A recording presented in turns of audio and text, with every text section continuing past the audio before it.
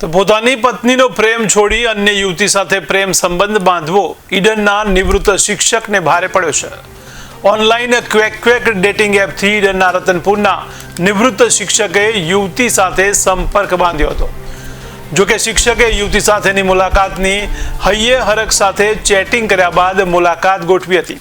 ત્યારે યુવતીએ નિવૃત્ત શિક્ષકને અમદાવાદ ખાતેના ખાનગી રેસિડેન્ટ એરિયામાં બોલાવી શિક્ષક પાસેથી ₹15 લાખની માંગણી કરતા આ સમગ્ર હની ટ્રેપનો પર્દાફાશ થયો છે।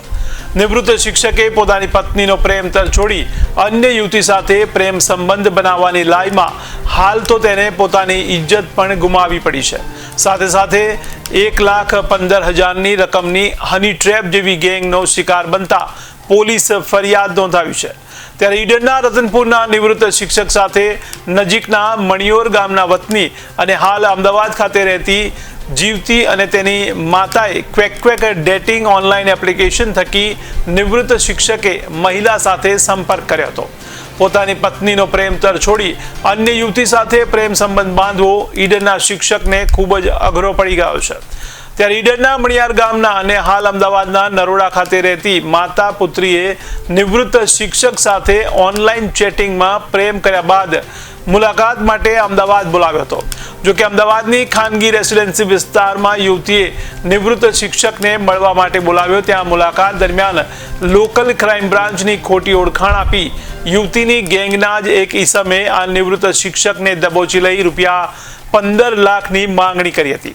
જોકે શિક્ષકે 15 લાખની બદલે ₹1,15,000 જીવતીને આપી અમદાવાદમાંથી નીકળવામાં સફળ રહ્યો હતો।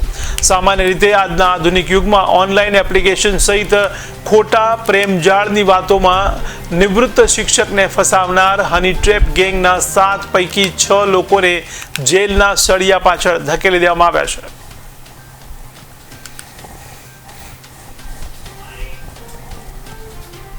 ઈડરના રતનપુર ગામના પ્રવીણભાઈ પટેલ જેઓ નિવૃત્ત શિક્ષક છે, તેઓ ક્વિક નામની એક ડેટિંગ એપ છે જેના થકી તેઓ મોનિકા પટેલના સંપર્કમાં આવ્યા હતા। તેઓએ અઠવાડિયે 10 દિવસ સુધી વિડીયો કોલ અને ચેટિંગથી એકબીજા સાથે વાત કરી પરિચય કેળવ્યો હતો અને આ મોનિકા અને તેમની માતા વર્ષાબેન આ બંને પ્રવીણભાઈને વિશ્વાસમાં લઈ અને નરોડા ખાતે અમનીબેનના ફ્લેટ ઉપર એમને બોલાવ્યા હતા।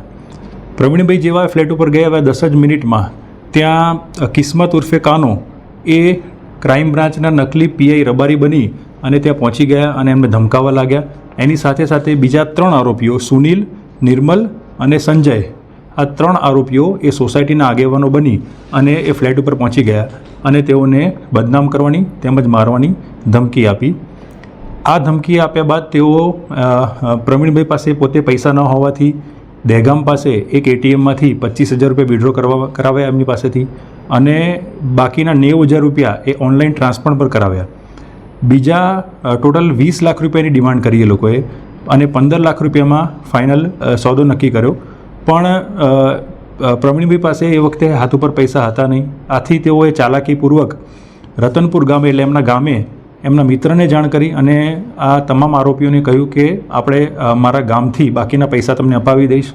એમના મિત્રએ સમય સૂચકતા વાપરી અને ઈડર પોલીસને જાણ કરી, જેથી એ લોકો પૈસા લેવા આવે એની પહેલાં જ આપણે એ લોકોની ટ્રેપ ગોઠવી દીધી અને જેવા આ તમામ આરોપીઓ પૈસા લેવા આવ્યા એવા તરત જ આપણે એ લોકોને પકડી અને એમના વિરુદ્ધમાં હની ટ્રેપનો અને ભારતીય ન્યાય સંહિતાની વિવિધ કલમો હેઠળનો ગુનો દાખલ કરેલ છે। કેટલા આરોપીઓ?